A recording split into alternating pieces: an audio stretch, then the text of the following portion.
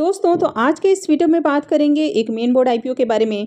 तो ये आईपीओ 30 जनवरी से ओपन होने वाला है। तो चलिए जानते हैं कि ये कौन सी कंपनी है। तो इस आईपीओ की मार्केट के अंदर काफ़ी अच्छी डिमांड आपको देखने को मिल रही है और इसके प्रीमियम अभी से काफ़ी हाई प्राइस के ऊपर देखने को मिल रहे हैं। तो चलिए जानते हैं कि कंपनी कौन सी है और अगर इसमें अलॉटमेंट पाना है तो अभी से आपको क्या तैयारी करनी है। तो इससे पहले कि मैं वीडियो को शुरू करूं, अगर आप इस चैनल पर पहली बार विजिट कर रहे हैं या फिर आपने चैनल अब तक सब्सक्राइब नहीं किया है तो चैनल को सब्सक्राइब कर लें और साथ में वीडियो को भी लाइक कर दें। तो ये जो आईपीओ है ये है बीएलएस ई सर्विसेज का आईपीओ। ये मेन बोर्ड आईपीओ है और आईपीओ 30 जनवरी से ओपन होने वाला है, यानी कि मंगलवार से आईपीओ ओपन होने वाला है और ये 1 फरवरी को क्लोज हो जाएगा। फेस वैल्यू 10 रुपये पर शेयर है। बुकिंग प्राइस 135 रुपये है और 108 शेयर्स का लॉट है। आईपीओ के साइज को देखें तो आईपीओ 310.91 करोड़ का है, यानी कि 311 करोड़ से भी कम का आईपीओ है और पूरी तरह से फ्रेश इशू का आईपीओ है। तो यहाँ पर ये आईपीओ भी आपको ज़्यादा बड़ा देखने को नहीं मिल रहा है। हालांकि इस कंपनी में अगर रिजर्वेशन पोर्शन को देखें तो यहाँ पर QIBs के लिए 75% का पोर्शन होने वाला है, जबकि रिटेलर्स के लिए इस आईपीओ में मात्र 10% का पोर्शन रहेगा। तो यहाँ पर रिटेलर्स के लिए बहुत कम पोर्शन है। तो यहाँ पर रिटेलर्स को बहुत कम अलॉटमेंट मिलने वाली है, क्योंकि इनको जो शेयर्स ऑफर किए जाएंगे वे कम रखे गए हैं। HNIs के लिए 15% का पोर्शन है। तो यहाँ पर कंपनी के फाइनेंशियल आपने देखा कि कंपनी के फाइनेंशियल आपको अच्छे देखने को मिले हैं। जनरली आप देखते हैं कि जिस भी कंपनी के अगर फाइनेंशियल में कंपनी लगातार 2 साल आपको लॉस में देखने को मिलती है तो वहाँ पर रिटेलर्स के लिए 10% का पोर्शन रखा जाता है, लेकिन यहाँ पर कंपनी लगातार प्रॉफिट में देखने को मिल रही है। इसके बावजूद भी रिटेलर्स के लिए मात्र 10% का पोर्शन रखा गया है। तो ये रिटेलर्स को डिसअपॉइंटमेंट करने वाली चीज़ थोड़ी सी देखने को मिल रही है, क्योंकि जिस तरह कंपनी का बिजनेस और सेक्टर देखने को मिल रहा है तो काफ़ी डिमांडिंग सेक्टर है, लेकिन रिटेलर्स को इस आईपीओ का ज़्यादा फायदा नहीं मिलने वाला है। तो ये कंपनी है BLS ई सर्विसेज लिमिटेड और कंपनी 2016 में इनकॉर्पोरेट हुई है। तो कंपनी आपको ज़्यादा पुरानी देखने को नहीं मिल रही है, लेकिन कंपनी का बिजनेस काफ़ी अच्छा देखने को मिल रहा है।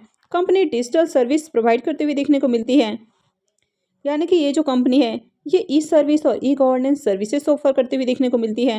यानी कि इंडिया के अंदर काफ़ी सारे बैंकों में ये जो कंपनी है वो असाइंड ई सर्विसेज ऑफर करते हुए देखने को मिलती है। तो इस तरह कंपनी काफ़ी तरह के ई सर्विसेज देते हुए देखने को मिलती है, जैसे कि अगर आपको पैन कार्ड बनवाना है या फिर आपको IRCTC की वेबसाइट से टिकट बुक करना है।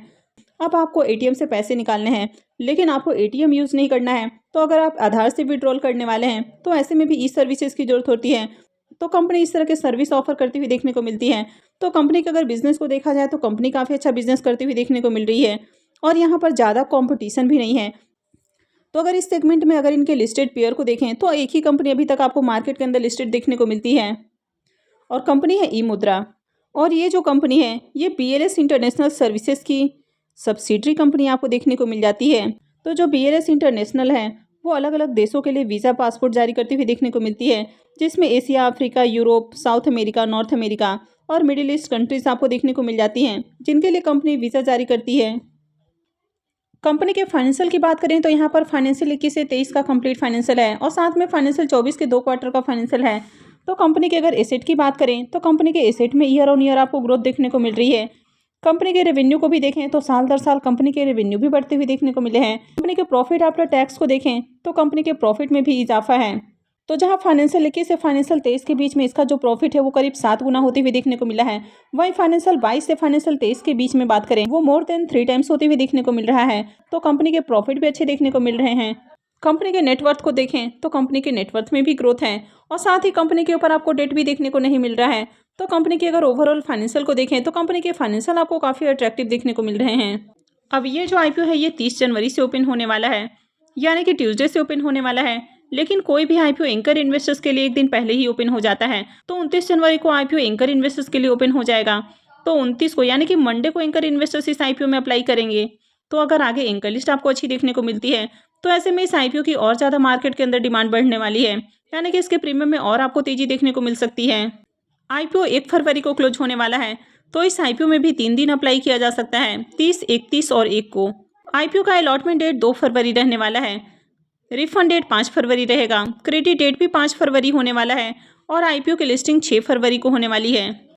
आईपीओ के लॉट साइज की बात करें तो आईपीओ में 108 शेयर्स का लॉट होने वाला है और एक लॉट के ऊपर इन्वेस्टमेंट अमाउंट 14,580 रुपये रहेगा। तो अगर आप रिटेल पोर्शन से अप्लाई करते हैं तो आप 1 लॉट से लेकर 13 लॉट तक अप्लाई कर सकते हैं। लेकिन आईपीओ में रिटेलर्स के लिए मात्र 10% का पोर्शन है, यानी कि रिटेलर्स को जो शेयर्स ऑफर किए जाएंगे वो बहुत कम होने वाले हैं। तो जब किसी भी आईपीओ का साइज आपको बहुत छोटा देखने को मिलता है, तो ऐसे में अलॉटमेंट में आप ज़्यादातर देख पाते हैं कि अगर आपने 4 या 5 लॉट के लिए भी अप्लाई किया है, फिर भी आपको 1 लॉट की ही अलॉटमेंट मिलती है, क्योंकि यहाँ पर ज़्यादा फोकस होता है कि मैक्सिमम लोगों को अलॉटमेंट मिले। तो इस आईपीओ में भी आपको 1-1 लॉट के लिए ही ट्राई करना है। हालांकि आप चाहें तो 13 लॉट के लिए भी अप्लाई कर सकते हैं, लेकिन यहाँ पर 1 लॉट से ज़्यादा मिलने के चांसेस बहुत कम हैं। तो ऐसे में एक ही डीमेट अकाउंट से ज़्यादा लॉट अप्लाई करने का कोई फ़ायदा नहीं है। अगर आपको अपने अलॉटमेंट चांसेस इंक्रीज करने हैं, तो आपको मैक्सिमम डीमेट अकाउंट से अप्लाई करना होगा। तो आपको अपने ही अलग अलग अकाउंट से अप्लाई नहीं करना है, बल्कि आपको अपने और अपने फैमिली मेंबर्स के डीमेट अकाउंट से अप्लाई करना है। तो अगर अभी भी आपके फैमिली मेंबर्स के नाम से डीमेट अकाउंट नहीं है, तो अगर आप इस आईपीओ में अलॉटमेंट पाना चाहते हैं, तो अभी भी आपके पास समय है। आप जाकर डीमेट अकाउंट खुलवा सकते हैं। तो मैंने जीरोधा और अपस्टॉक का लिंक दिया हुआ है, वहाँ से जाकर आप अकाउंट खुलवा सकते हैं। और अपस्टॉक के अंदर अभी फ्री में अकाउंट खुल रहा है, तो इस मौके का फ़ायदा उठाकर आप फ्री में अकाउंट खुलवा सकते हैं। इसके अलावा अगर आपके पास फंड की किसी तरह की कोई कमी नहीं है, तो फिर आप बीकेएचएनआई पोर्शन को भी टारगेट कर सकते हैं। यहाँ पर अलॉटमेंट चांसेस आपको ज़्यादा देखने को मिलेंगे। तो अगर आप इस कंपनी को इसके पीयर से कंपेयर करके देखें, तो कंपनी का जो पी मल्टीपल है वो 44.31 का देखने को मिल रहा है, जबकि ई मुद्रा का जो पी मल्टीपल है वो 56.27 का देखने को मिल रहा है। तो ई मुद्रा की अपेक्षा देखा जाए तो कंपनी आपको रिजनेबल प्राइस के ऊपर आती हुई देखने को मिल रही है। हालांकि प्राइस बहुत सस्ता भी नहीं रखा गया है, क्योंकि अगर इनके ईपीएस को भी देखें तो इसका जो ईपीएस है वो ई मुद्रा से काफ़ी कम देखने को मिल रहा है। तो अगर आप बीएलएस ई सर्विसेज आईपीओ के प्रीमियम को भी देखें, तो इसके प्रीमियम में कंटिन्यू काफ़ी अच्छी तेज़ी देखने को मिल रही है। तो इसका प्रीमियम फिलहाल 160 रुपये के ऊपर देखने को मिल रहा है, और आईपीओ में 108 शेयर्स का लॉट है। इसका मतलब है कि आईपीओ से 17,280 रुपये करीब 1 लॉट से प्रॉफिट बन सकता है। अगर इसके प्रीमियम को भी देखें तो इसका प्रीमियम 118% से भी ऊपर आपको देखने को मिल रहा है। तो इसका प्रीमियम काफ़ी हाई प्राइस के ऊपर देखने को मिल रहा है। कंपनी के बिजनेस और इसके सेक्टर को भी देखें तो ये बिजनेस और इसका सेक्टर भी काफ़ी डिमांडिंग है, और इसके ज़्यादा पीयर कॉम्पिटिटर भी आपको देखने को नहीं मिल रहे हैं, यानी कि इस सेगमेंट में ज़्यादा कॉम्पिटिशन भी नहीं है। तो ऐसे में इस आईपीओ में अप्लाई किया जा सकता है।